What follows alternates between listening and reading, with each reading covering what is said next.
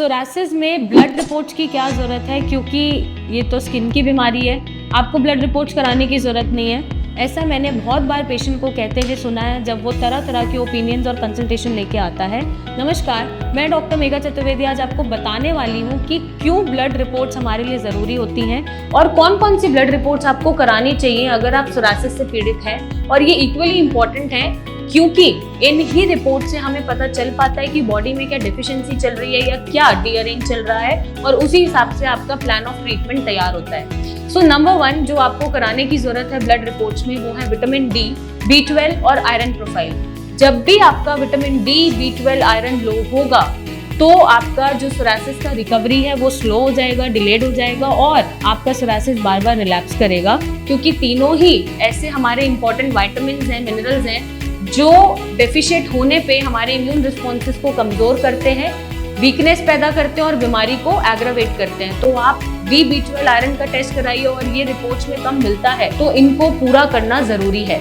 Next test, अगर आप सोराटिक arthritis के पेशेंट और सोरासिस के साथ आपके छोटे छोटे जॉइंट्स में, फॉर एग्जांपल ये वाले जॉइंट या आपके पैरों की उंगलियों के जॉइंट्स, टोस के जॉइंट या एल्बो जॉइंट, इनमें दर्द बना रहता है, एक पेन, दुखन बना रहता है, तो आप RA फैक्टर जरूर टेस्ट कराएं। RA फैक्टर बड़ा होने की वजह से भी ऐसे छोटे छोटे जॉइंट्स में सोरासिस के साथ पेन बन जाता है। साथ में आप CRP का टेस्ट करा सकते हैं जिसको हम C रिएक्टिव प्रोटीन बोलते हैं, क्योंकि बॉडी में कोई भी जब हमारी एलर्जी हो या कोई भी इन्फ्लेमेशन हो या कोई भी फीवर भी हो तो CRP हमारा रेज हो जाता है और वो ये दर्शाता है कि बॉडी में कोई ना कोई एलर्जिक रिएक्शन चल रहे हैं, सूजन चल रही है, जिसको कंट्रोल करना जरूरी है। तो आप RA फैक्टर और CRP टेस्ट करा सकते हैं।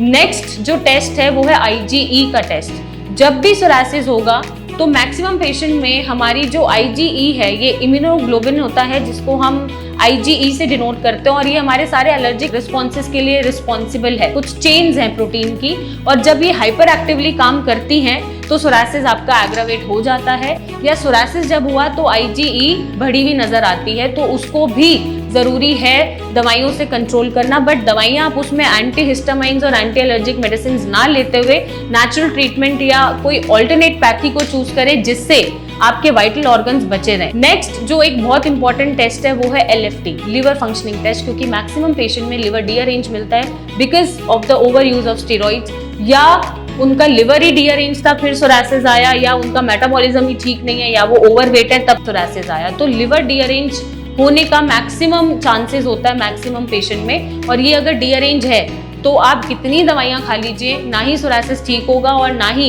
ये हमेशा के लिए खत्म होगा।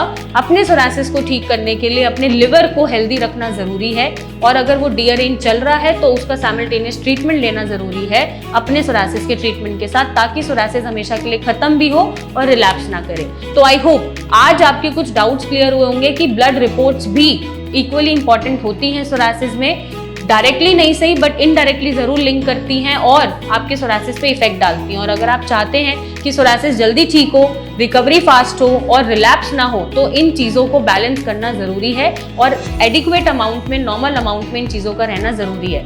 और भी कोई डाउट्स हैं और मिथ है और कन्फ्यूजन है जो आपको नहीं क्लियर हो रहा है तो आप मुझे कमेंट करके बता सकते हैं, हम कोशिश करेंगे उनको सॉल्व करने की। वीडियोज़ को बहुत शेयर करिए क्योंकि लैक ऑफ नॉलेज क्रिएट करती है लैक ऑफ ट्रीटमेंट। तो लैक ऑफ नॉलेज नहीं होगी, जितना वीडियोस आप शेयर करेंगे लोगों को पता चलेगा, अवेयरनेस बढ़ेगी और आप चैनल को सब्सक्राइब भी कर सकते हैं। Till then take care and नमस्ते।